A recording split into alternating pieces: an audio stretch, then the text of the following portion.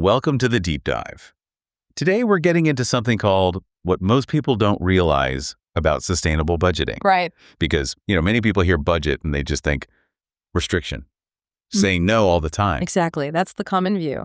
But we want to dig into what actually makes a budget stick, what makes it work for you long term. Okay, so not just about cutting back, but building something sustainable. Where do we start? Well, it really kicks off with awareness. And I mean like deep awareness. How do you use that? You've got to track your spending, everything, for at least a month, 30 days minimum. Everything.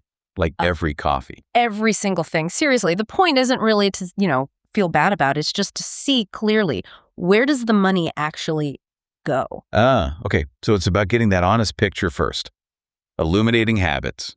Precisely. You'll immediately see areas where you could maybe optimize things a bit. Makes sense. Yeah. Once you have that picture, that awareness, what's the next step? Is it about rules? Well, a good framework to sort of start with is the 50-30-20 guideline. Have you heard of that? Vaguely, yeah.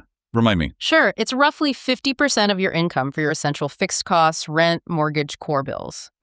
Then maybe 30% for flexible spending like groceries, transport, lifestyle choices.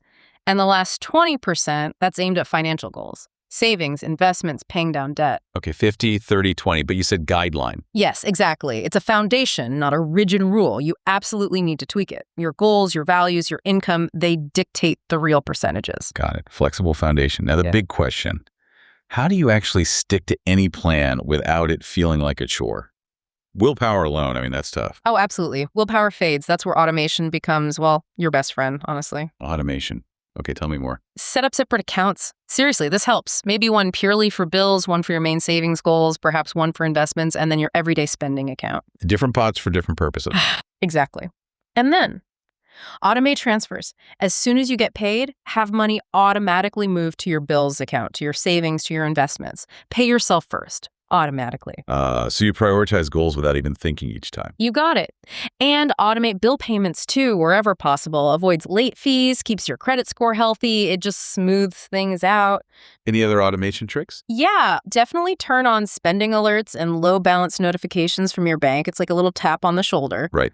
Keeps you informed without needing to obsessively check. Keeps you in the loop, yeah. It's about informed awareness, not constant anxiety. Okay, automation sounds powerful. Yeah. What about some other terms I hear, like zero-based budgeting or digital envelopes? Good questions. Zero-based budgeting is basically about giving every single dollar a job. Your income comes in, and you allocate all of it to bills, to savings, to spending categories until you have $0 left unassigned. So total intentionality. That's the idea. And digital envelopes, they're kind of the modern way to do that within categories.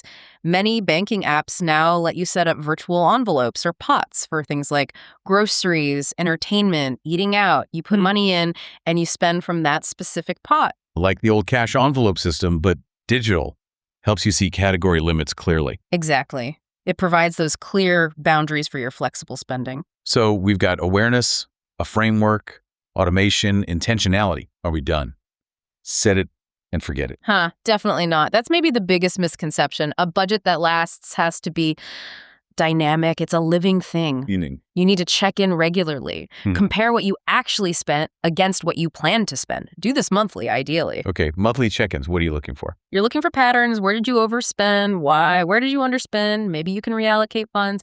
Your needs change month to month, right? Your budget needs to reflect that. And what about the bigger goals? Yeah, check your progress towards those savings or debt goals too. Are your strategies working? Do you need to adjust how much you're saving or where you're putting it? So it's an active process. Monthly tweaks. What about longer term? Good point. You need bigger picture reviews too. Quarterly, take a look at your emergency fund. Still feel like enough? Life changes, inflation happens. Right. Review the safety net. And check your automations. Can you maybe bump up those savings transfers a little? Look for those optimization chances. Okay, quarterly checks and annually. Annually, step back even further. Look at the whole 50-30-20 structure or whatever you're using. Does it still fit your life, your income, your big goals? Plan for any major known expenses coming up in the next year. New car, house stuff, whatever. So it really evolves with you. It has to. That's what makes it sustainable. Not rigidity, but adaptation. This really shifts the perspective. It's less about strict rules, much more about awareness, being intentional, using tools like automation, and just adapting as you go. That's exactly it. It's building a financial system that actually supports your life rather than feeling like it constricts it. Okay, so for you listening right now, maybe just reflect on this.